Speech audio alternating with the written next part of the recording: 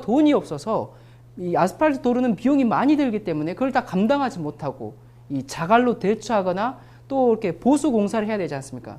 그런데 그냥 방치하고 있다는 것입니다. 미국에서요. 황당한 이야기는 이것으로 그치지 않습니다. LA 시의회가 집집마다 키우는 이 수탉의 수를 한 마리로 제한하는 조례를 제정했다. 그런 내용을 들어보면 이게 정말 어디 미국에 대한 얘기인지 뭐 어느 나라 난민촌 얘기인지 정말 다시 한번 확인하게 됩니다. 왜 그러는가? 이 경기가 계속 침체되니까 실업률이 늘죠. 그러다 보니까 사람들이 육류를 소비하기 힘들게 되었기 때문에 이 사람들이 집에서 달걀과 닭고기를 얻기 위해서 집집마다 닭을 키우고 있다는 것입니다. 그러다 보니까 또 육류 소비가 안 되고 이 경기 불황이 계속되고 그래서 집마다 닭을 한 마리만 키우라는 이런 정말 어느 나라 이야기인지 모를 그런 일이 실제적으로 미국에서 지금 벌어지고 있는 것입니다. 그리고 또한 이 주 정부에 돈이 없어서 교도소에 수감 중인 범죄자를 석방해주고 또 재정이 계속 악화되기 때문에 이 주 4일제 수업을 하고 학생들이 굉장히 좋겠죠? 그게 다 이 돈이 없기 때문에 그렇게 하고 있는 것입니다. 그리고 서로 다른 학년을 한 교실에서 가르치고 이 미국의 상황은 언제 붕괴될지 모르는 바람 앞에 선 촛불과 같은 상태의 모습을 적나라하게 보여주고 있습니다. 언젠가 이 캘리포니아 주지사였던 아놀드 슈왈츠네거가 한국에도 몇 번 왔다 갔었죠. 이 학교에서 종이책을 퇴출시키고 디지털 교과서를 도입하겠다. 그런 뉴스를 여러분 혹시 기억하십니까? 겉으로 보기에는 디지털화된 그런 시스템이 이제 들어오는구나. 그렇게 생각하지만 사실은 종이 교과서를 찍어낼 돈이 없어서 이런 정책을 시도한 것입니다. 여러분, 미국은 현재 연방정부건 주정부건 이 재정위기로 모두 다 망하기 5초 전인 그런 상황입니다. 미국인들은 상당수가 실업자이고 미국은 정말 총체적인 난국에 처해 있습니다. 이러한 경제 상황은 사람들을 불안하게 만들죠. 사람들이 불안해지면 서로 간의 신뢰가 깨지고 그러면 일단은 내가 살고 봐야 한다는 그런 이기주의와 폭력적인 마음의 상태로 몰고 갑니다. 여러분, 미국처럼 다양한 인종이 섞여 사는 이런 사회에서 신뢰가 깨지면 만인 대 만인, 서로가 서로를 향해서 싸우는 그런 투쟁의 사회, 무서운 사회가 될 수밖에 없습니다. 그렇게 되면 국가가 질서를 바로잡기 위해서 정부가 군대의 힘으로 시민들을 다스리는 정책이 나올 수밖에 없고 그것이 바로 짐승의 표의 환란입니다. 지금 미국은 이 짐승의 표의 환란 바로 앞에 서 있습니다. 미국만 큰일 난 게 아닙니다. 제가 이제 한 보름 전에 일본에 다녀왔었는데요.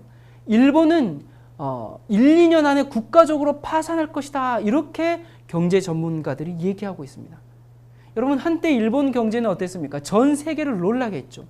완벽하고 질 좋은 제품, 그리고 인간 중심의 경영 시스템. 한번 그 회사에 들어가면 거의 평생을 이직하지 않고 그 회사에서 지내게 됩니다. 회사는 하나의 또 하나의 가족처럼, 사장은 아버지처럼, 사원들은 자녀들처럼 그렇게 인간 중심의 경영 시스템으로 이 정말 모든 것을 쏟아붓는 그러한 이 회사 시스템이었죠. 그래서 많은 국가의 연구 대상이 되었었어요. 그런데 1980년대 이후로 일본 엔화가 급격히 올라가 버렸죠.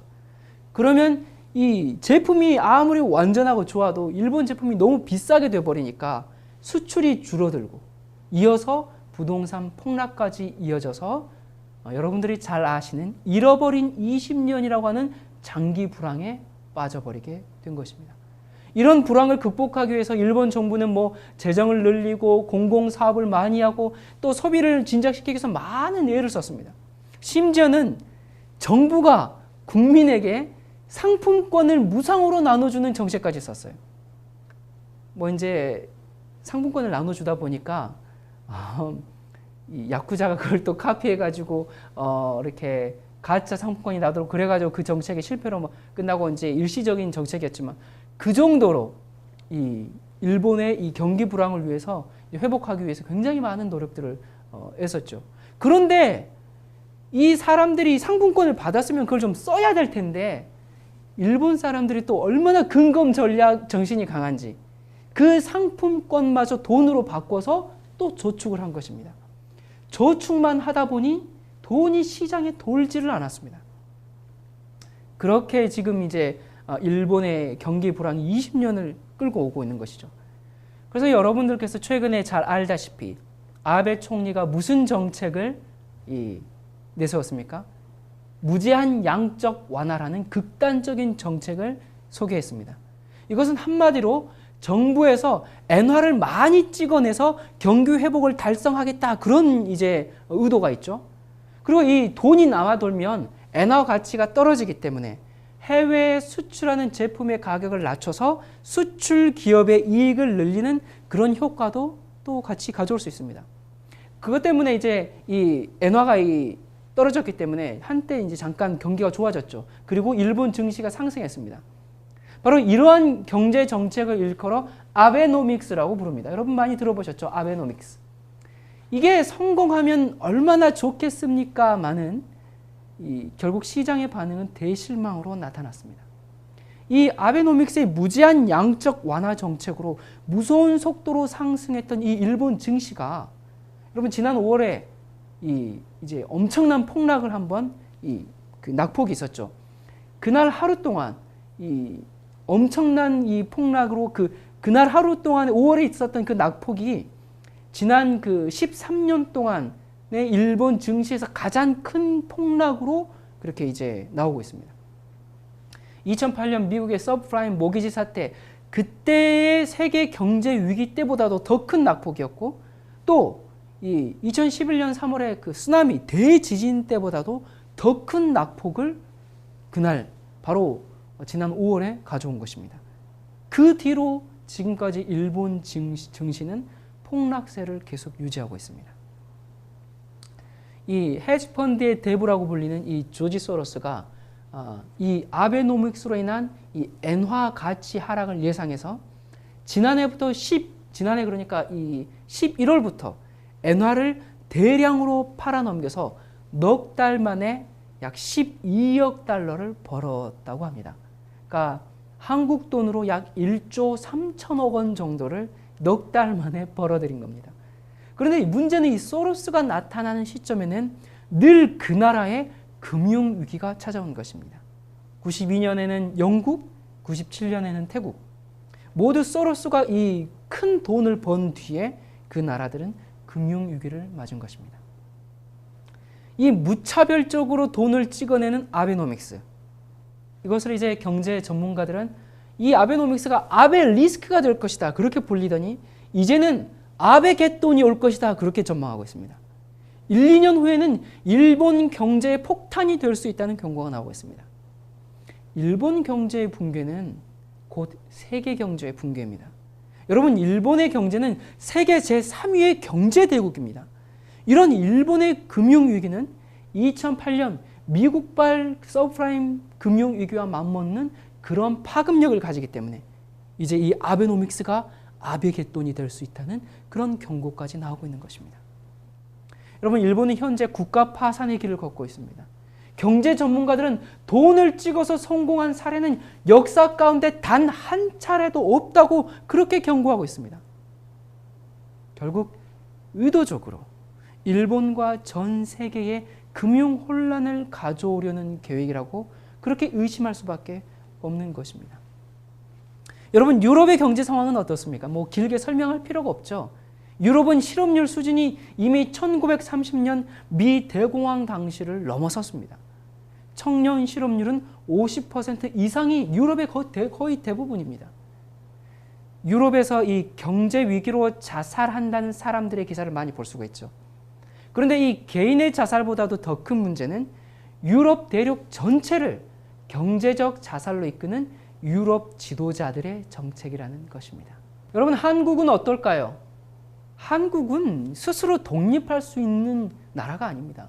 미국, 중국, 일본 이런 나라들의 상황에 따라서 이리 치이고 저리 치이는 게 한국 경제 상황입니다. 지금 일본의 잃어버린 20년의 경제 위기가 한국으로 옮겨오고 있다라고 그렇게 얘기합니다. 여러분이 통장에 얼마나 저축해 놓았는지는 모르겠지만 하루아침에 여러분의 예금을 국가가 모두 환수해가는 날이 올 것입니다. 아니면 저축해 놓은 돈들이 단지 숫자에 불과할 뿐 돈으로서 아무런 가치를 하지 못하게 될 것입니다. 여러분, 지금 이것이 세계 경제의 형편입니다.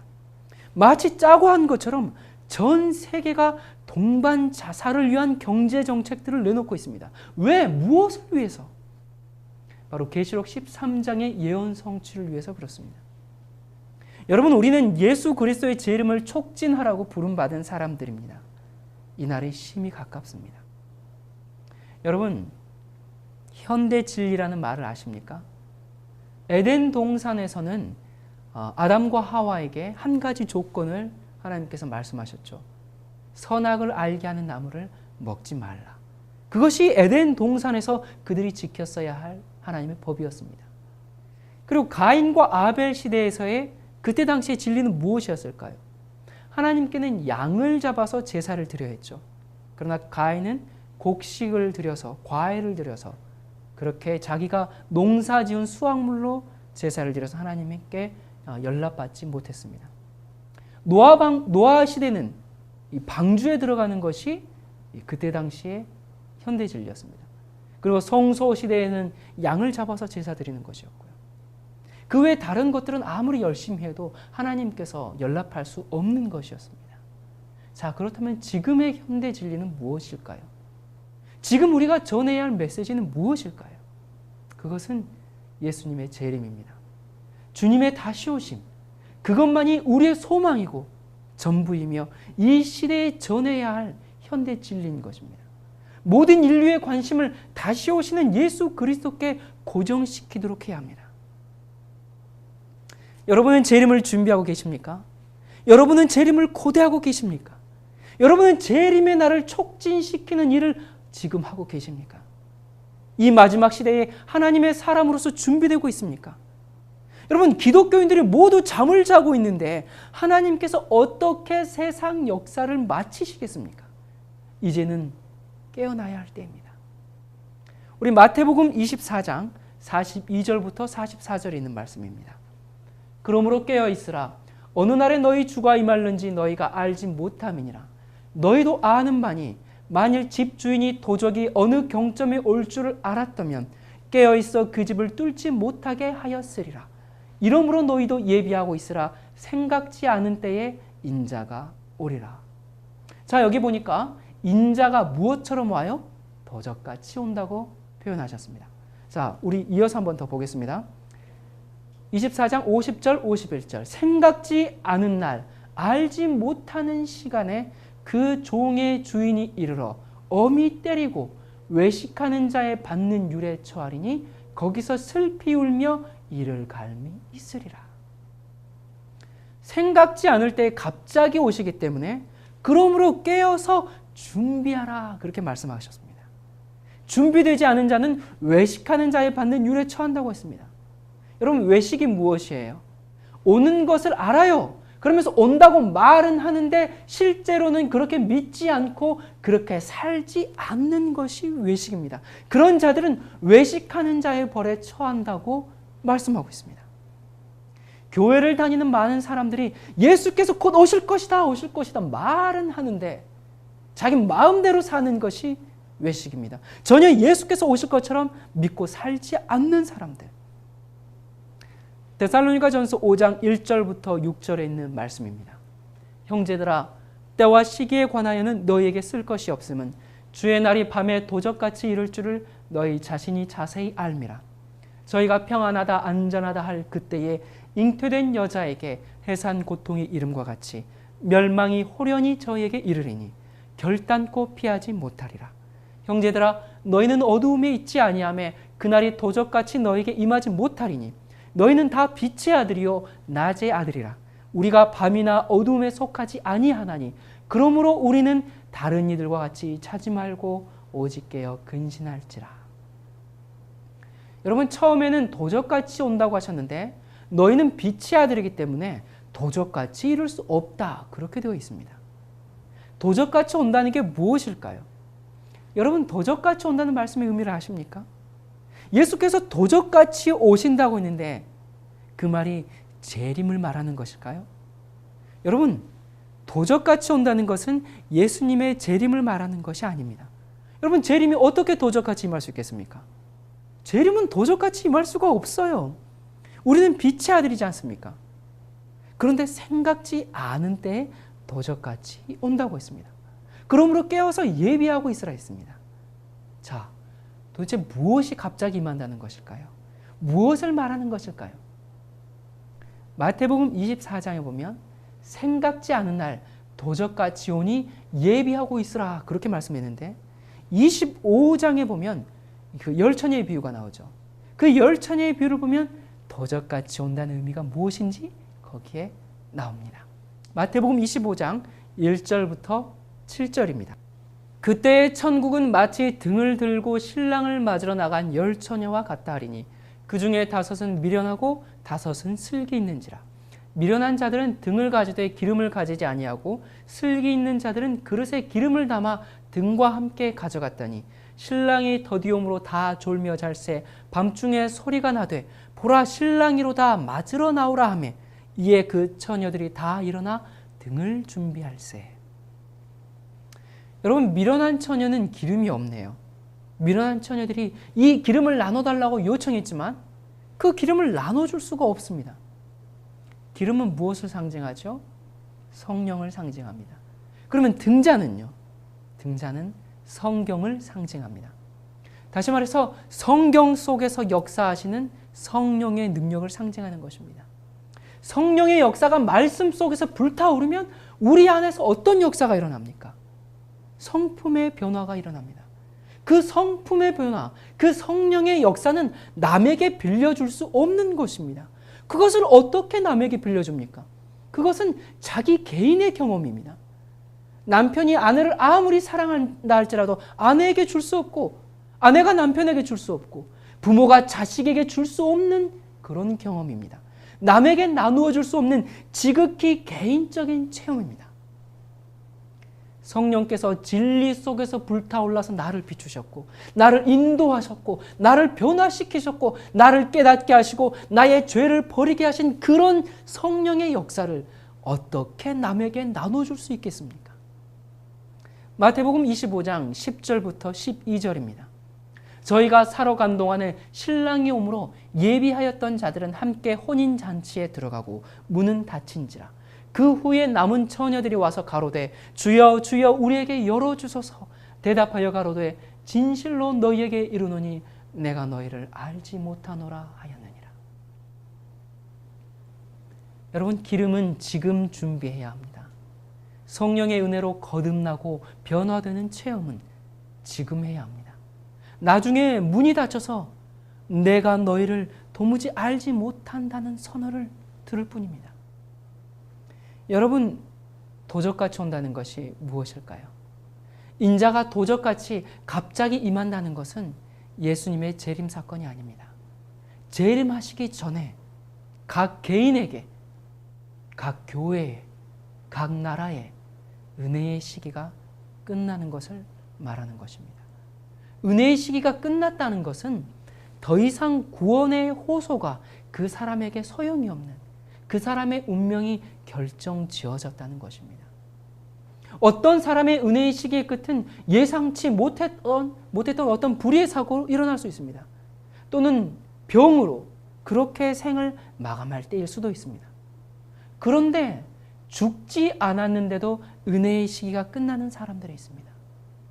어떠한 성령의 호소도 여러분의 마음을 감동시키지 못할 때, 더 이상 회개가 나오지 않을 때, 여러분 양심이 화인 맞았다는 것은 그 사람의 은혜의 시간이 끝난 것을 말합니다.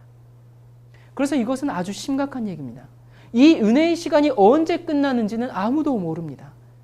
그래서 도적같이 임한다고 표현하셨고, 그러므로 깨어서 준비하라고 경고하신 것입니다. 예수님의 재림 사건은 도적같이 올 수가 없습니다. 여러분, 전 세계적인 일요일 법령이 나면 사람들은 다 압니다. 아마 강의를 듣는 분 중에 도대체 일요일 법령이 뭔가 그렇게 처음 듣는 분들도 있을 것입니다.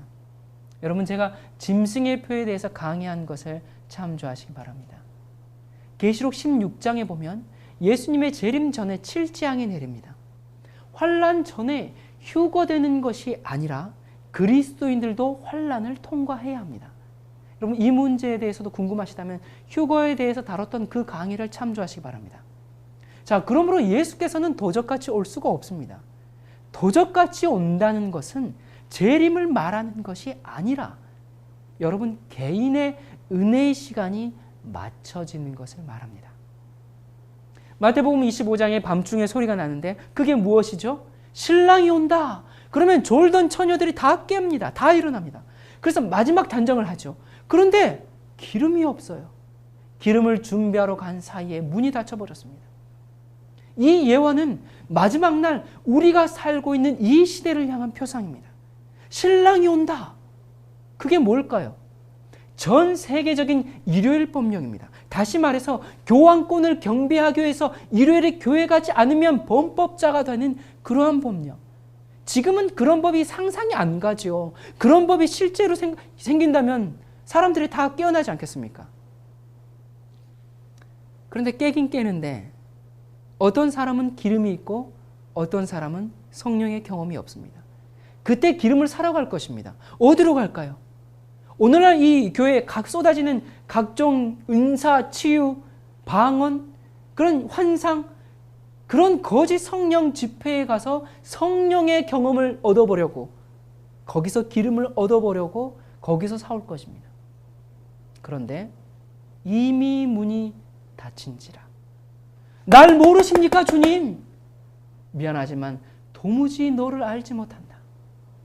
여러분, 진심으로 거듭난 경험이 없고 한 번도 주 앞에 온전히 굴복해 본 적이 없는 이 시대의 기독교인들, 얼마나 슬픈 얘기입니까?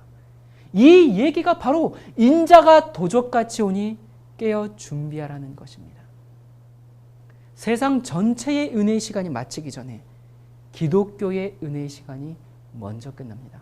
왜 그럴까요? 빛을 먼저 받은 자가 먼저 심판을 받습니다. 세상보다도 하나님의 집 안에서 먼저 심판이 시작됩니다. 베드로전서에 그렇게 기록하고 있죠. 또 에스겔서 9장에 보면 천사들이 사륙하는 기계를 들고 하나님의 성소에서부터, 그리고 그 안에 늙은 자들부터 심판을 하기 시작합니다. 하나님의 성소, 그리고 그 안에는 늙은 자들, 누구를 말하는 거예요? 제사장들입니다. 오늘날로 말하면 목사들. 여러분, 세상보다도 믿는 사람들의 은혜의 시간이 먼저 마칩니다. 세상 전체의 은혜의 시기의 끝은 언제 끝납니까? 7재앙이 내릴 때, 그때 이 지구의 은혜의 시간이 끝난 것입니다. 7재앙은 하나님의 백성을 핍박하는 사람, 그런 핍박하는 자들에게 더 이상 하나님의 구원의 호소가 이제 의미가 없어요. 더 이상 자비가 끝났기 때문에 내리는 것입니다. 더 이상 회개할 수 없고, 불의를 행하는 자는 그대로 불의하고 의로운 자는 그대로 의롭고, 모든 운명이 끝나는 때입니다. 7재앙이 내리는 것을 보면 모든 인류의 이 지구 역사의 은혜의 시간이 끝났다라는 것을 우리가 알 수 있습니다. 그런데 그것은 지구 전체의 은혜의 시간이 끝나는 것이고, 저와 여러분, 우리 개인의 은혜의 시간은 언제 끝나는가? 오늘일 수 있고, 어쩌면 어제였을 수도 있습니다. 아니면 내일일 수 있습니다. 그러면 나의 은혜의 시기가 끝났을까? 아닙니다. 언제든 은혜의 시기가 맞춰질 수 있지만 지금은, 아직은 은혜의 시기입니다. 여러분, 영적 감각을 잃어버린 채 무뎌졌습니까? 미비하게나마 성령의 호소를 느끼면서도 자꾸 외면하고 있습니까? 더 이상 지체하지 마시기 바랍니다. 그러다가 양심이 화인 맞을 수 있습니다. 지금은 은혜의 시기입니다. 인자가 밤중에 도적같이 임하리라, 그렇게 말씀하셨죠. 이것은 예수님의 재림 사건이 아닙니다. 마태복음 22장에 보면 왕이 조사하고 이 예복을 입지 않은 자를 내쫓은 그런 사건을 여러분 기억하실 겁니다.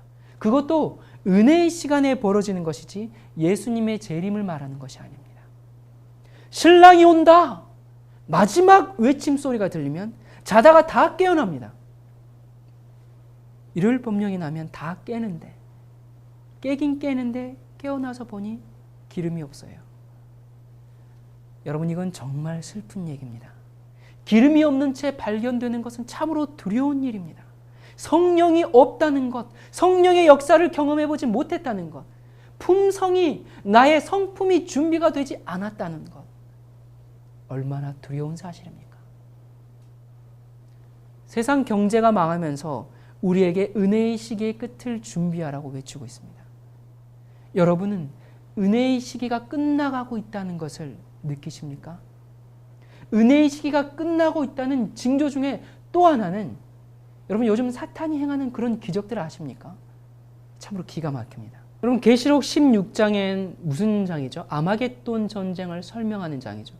여기 아주 놀라운 이야기가 나옵니다. 16장 12절부터 14절. 또 여섯째가 그 대접을 큰 강 유브라데에 쏟음에 강물이 말라서 동방에서 오는 왕들의 길이 예비되더라.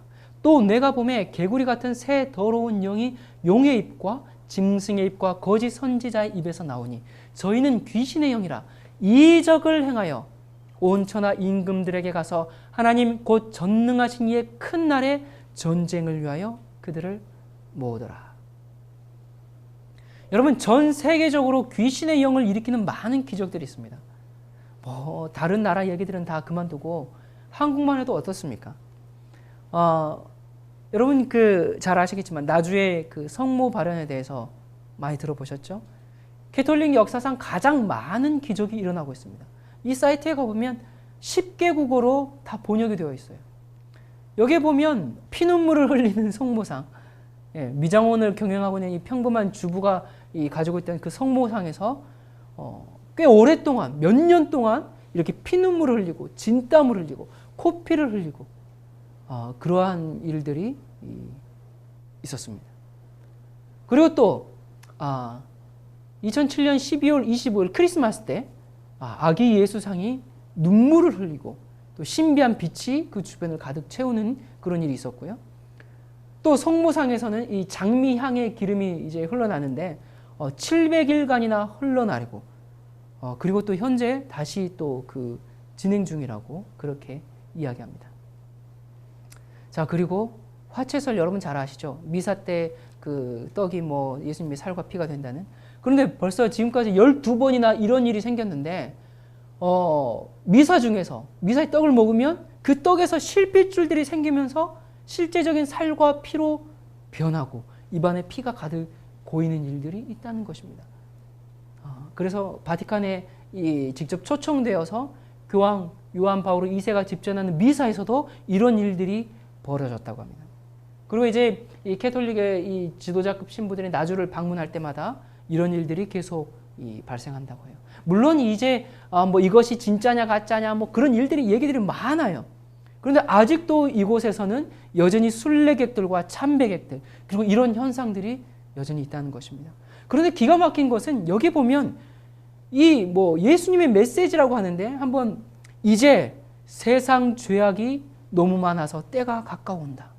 오류가 세상에 번져 암흑으로 덮쳐지는 이 시대에 신성한 진리를 담은 성서를 가까이하여 복음적인 생활을 하며 이 급해진 이 시대에 세계 각처에서 발연으로 눈물로 호소하시는 내 어머니의 말씀을 그대로 실천하여라. 내 어머니 마리아의 승리의 때가 온다. 어서 회개하여 마리아의 구원 방주에 타도록 하여라.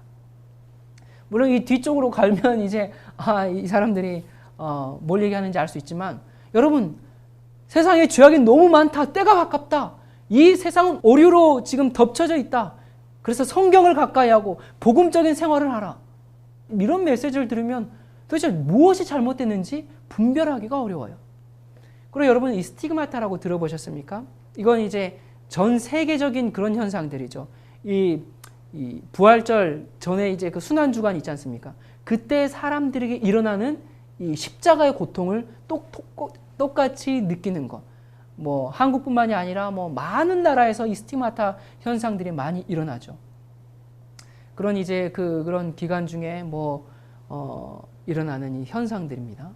그리고 또 여기에 이제 십자가에 가는 뭐 그 길에 무슨 이제 뭐 예수님의 피가 보혈이 뿌려지는데 뭐 그 보혈이 이렇게 응고되지 않았다 뭐 그런 이제 얘기들. 그리고 또 순례객들의 옷이나 몸에 이렇게 피가 이렇게 성혈이라고 그래서 뭐 이렇게 뿌려지는 일들. 그리고 또 십자가의 동상에 예수님이 동상에 그 못 박힌 손과 발에 피가 쏟아지고 이 동상에서 맥박과 체온을 경험한다는 뭐 이런. 여러분이 참 이런 얘기를 들으면 이런 얘기를 얘기하자면 진짜 굉장히 많죠. 전 세계적으로 뭐 태양이 빙빙 돌고 수만 명이 모여 있는데 갑자기 비가 쏟아졌다가 뭐 그런 여러 가지 일들이 뭐 많습니다. 여러분, 사탄은 온 세상을 이적을 통해서 아마겟돈 전쟁으로 모으고 있습니다. 엄청난 일들이 일어나고 있습니다. 믿는 사람들이 다 잠을 자고 있을 때 사탄은 세상을 준비시키고 있습니다. 여러분, 이게 무슨 말인가? 은혜의 시간이 곧 끝난다는 것입니다. 여러분, 베니인 잘 아시죠? 굳이 여기서 뭐 다 설명할 필요가 없죠. 베니인이 이렇게 한 번 손짓하면 사람들이 다 쓰러지고 병자들이 뭐 치유함을 낳는다 그러고 다 거짓 성령 운동입니다. 여러분, 이게 보통 일이 아닙니다. 이것은 은혜의 시간이 곧 끝난다는 우리에게 알려주는 하나의 징조입니다. 그러므로 너희가 깨어서 예비하고 있으라. 생각지 않은 때에 인자가 오리라고 말씀하셨습니다. 여러분, 마지막 기만을 통해서 사탄이 이렇게 역사할 때 보라, 내가 도적같이 오리니 누구든지 깨어 자기 옷을 지켜 벌거벗고 다니지 아니하며 자기의 부끄러움을 보이지 아니하는 자가 복이 있도다 라고 말씀하셨습니다. 예수께서 도적같이 오시는데 벌거벗은 상태로 발견되지 않도록 예복을 준비하라. 여러분, 예복이 무엇입니까? 성도들의 옳은 행실, 의의 옷, 개인의 풍성입니다.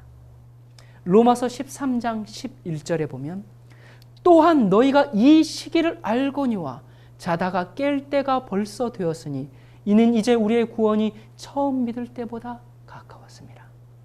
사도 바울은 또한 너희가 이 시기를 알거니와 라고 했습니다. 다른 번역에는 여러분은 지금이 어느 때인지를 알아야 합니다. 그렇게 말했어요. 시기를 알아야 한다는 것은 시기를 놓치지 말고 붙잡아야 한다는 그런 뜻입니다. 중국의 이 말 중에 득시자창 실시자멸이라는 말이 있습니다. 시기를 붙잡는 사람은 성공하고 시기를 놓치는 사람은 실패한다는 것입니다. 그러면 시기는 곧 기회입니다. 이 시기를 붙잡느냐 아니면 놓치느냐에 따라서 우리의 성공과 실패가 달려있다라고 할 수 있습니다. 자, 그렇다면 지금 이 시기는 어떤 시기인가? 지금 이 시기는 은혜의 시기입니다. 이 은혜의 시기는 자다가 깨어나라고 베풀어준 은혜의 시간입니다. 자다가 깨어날 시간입니다. 이는 우리의 구원이 처음 믿을 때보다 가까웠기 때문에 그렇습니다. 사도 바울이 편지를 보내는 로마의 이 초대교회가 깨어있지 않고 아마 안일과 나태로움에 그렇게 잠들어 있었던 것 같습니다. 물론 그들도 처음 이 빛을 받았을 때는 분명히 깨어 있었을 것입니다. 그런데 시간이 지나면서 잠들어 버렸어요. 종말적인 긴장을 잃어버렸어요. 여러분은 어떻습니까? 또한 너희가 이 시기를 알거니와, 여러분은 이 시기를 아시지요? 여러분은 지금이 어느 때인지를 아십니까? 자다가 깨어나셨습니까? 자다가 깰 때가 벌써 지났습니다. 해가 중천에 떴습니다. 밝은 진리의 빛이 이 지구를 감싸고 있습니다. 그래서 자다가 깨어나는 것만으로는 부족합니다. 사도 바울은 자다가 깨어나라고 하면서 이어서 이렇게 이야기합니다. 밤이 깊고 낮이 가까웠으니 그러므로 우리가 어둠의 일을 벗고 빛의 갑옷을 입자. 깨어났으면, 일어났으면 뭐 하라고요?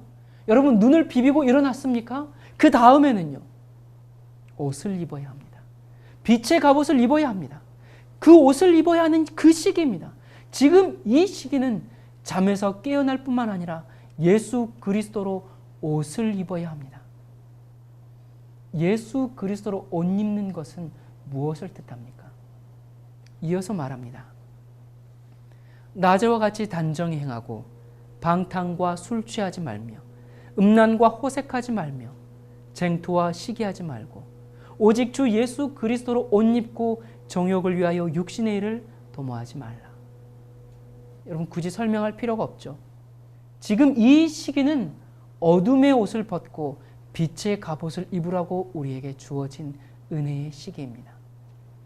고린도후서 6장 2절, 이르시되 내가 은혜를 베풀 때에 너에게 듣고 구원의 날에 너를 도왔도다 하셨으니 보라 지금은 은혜 받을 만한 때요 보라 지금은 구원의 날이로다. 지금은 은혜 받을 만한 때입니다. 지금은 구원의 날입니다. 지금은 은혜의 시간입니다. 오늘 이 세상은 우상이 난무하는 세상입니다. 사랑, 돈, 결혼, 성공, 권력과 영광, 무엇이든지 우상이 될 수 있습니다. 사람들은 그 우상을 신뢰하고 그 우상을 사랑하며 순종합니다.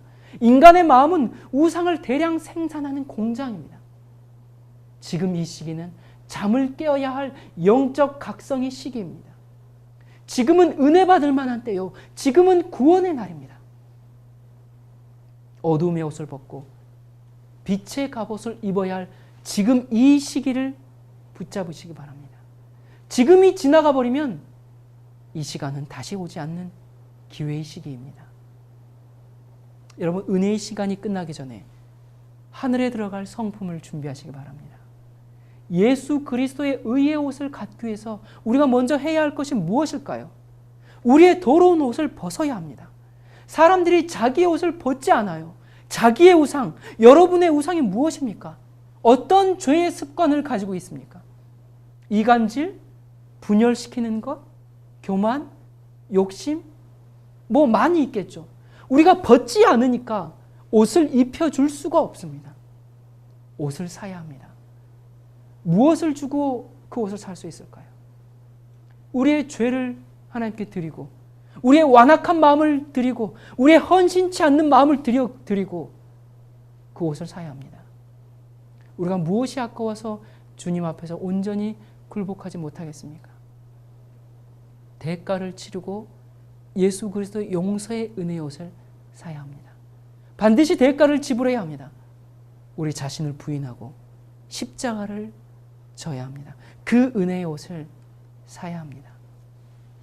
여기 이러한 말씀이 있습니다. 방탕함과 불경건한 향락으로 가득 찬 세상은 잠들어 있으며 육적인 안전에 마비되어 있다. 사람들은 주의 오심이 먼 훗날에 있을 것으로 생각한다. 그들은 경고를 비웃는다. 만물이 처음 창조할 때와 같이 그냥 있다. 내일도 오늘같이 또 크게 넘치리라. 그렇게 거만하게 자랑한다. 우리는 향락을 사랑하는데 더 깊이 빠져들어갈 것이다. 그러나 그리스도는 보라 내가 도적같이 오리라고 말씀하신다. 세상이 조롱하면서 주의 강림하신다는 약속이 어디 있느냐 하고 묻는 바로 그때에 징조는 성취되고 있는 중이다. 그들이 평화와 안전을 부르짖을 때에 호련히 멸망이 이른다. 진리를 경멸하고 거절하고 있을 때에 예수께서 도적같이 임하신다. 위기는 서서히 우리에게 덮쳐오고 있다. 사람들은 여전히 먹고 마시고 심고 짓고 장가가고 시집가고 있다. 상인들은 여전히 사고 팔고 있으며 사람들은 서로 밀면서 가장 높은 자리를 차지하기 위하여 싸운다. 쾌락을 사랑하는 자들은 여전히 극장과 경마장과 도박장으로 몰려들고 있다. 최고조의 흥분이 편만해 있는 반면 은혜의 시간은 속히 맞춰지려 하고 있다. 모든 사람의 운명이 영원히 결정되려고 한다. 사탄은 자기의 때가 얼마 남지 않음을 안다. 사탄은 은혜의 때가 끝날 때까지 사람들을 속이고 현혹시키고 마음을 사로잡아 도취시키려고 그의 온 힘을 기울여 일하고 있다.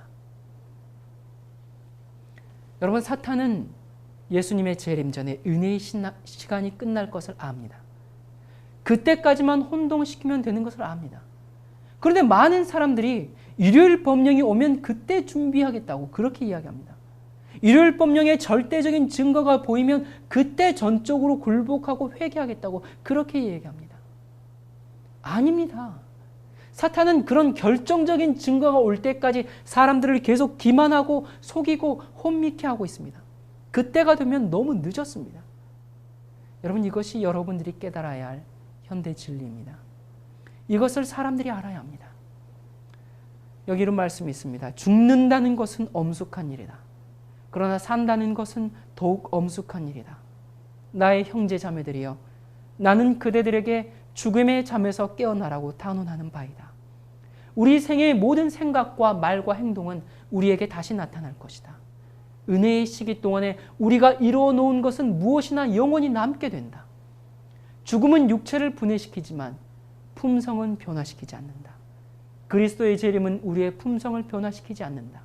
그것은 오로지 품성을 영원히 변화되지 못하도록 고정시킬 뿐이다. 나는 다시 그대들에게 그리스도인이 되기를, 곧 그리스도와 같이 되기를 호소하는 바이다.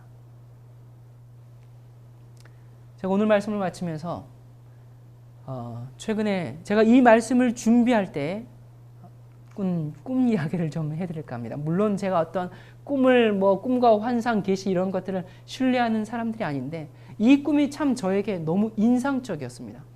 때마침 제가 이제 은혜의 시기의 끝에 대해서 계속 묵상하고 연구하고 생각하고 있을 때, 그래서인지 이제 그런 꿈을 꾸었는데요. 많은 사람들이 모여 있었습니다. 하나님께서 하늘에 들어갈 자와 심판에 처해질 자를 한 명씩 부르십니다.